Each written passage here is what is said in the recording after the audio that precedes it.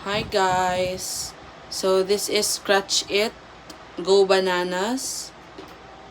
Each card cost 20 pesos, and to play this is what you see in front of the card.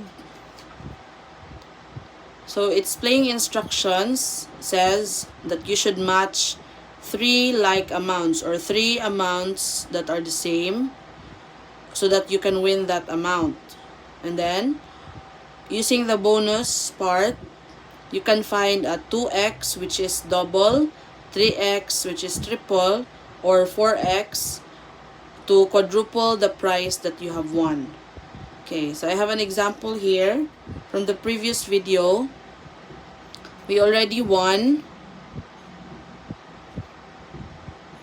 We have here 20, 20, and 20. So we won 20 pesos from this card. And then the bonus says that it is times 1. So 20 times 1, we have 20. Okay. So the cards that we started with is 1, 2, 3, 4, 5, 6, 7, 8, 9, 10, 11, 12, 13. So 13 cards times 20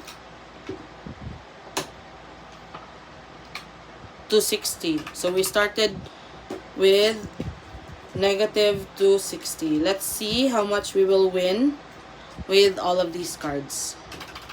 So for this video, I'll be scratching one more card. Okay.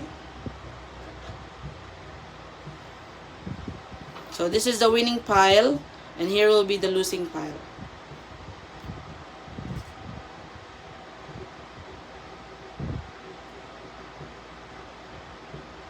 So remember, we need to match 3 like numbers.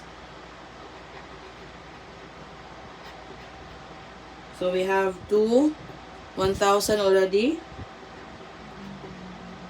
We have here 10,000. Oh, looks like 1,000. We have 50. We have 40.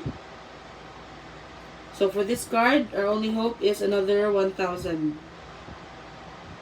Oh, so this is a losing card.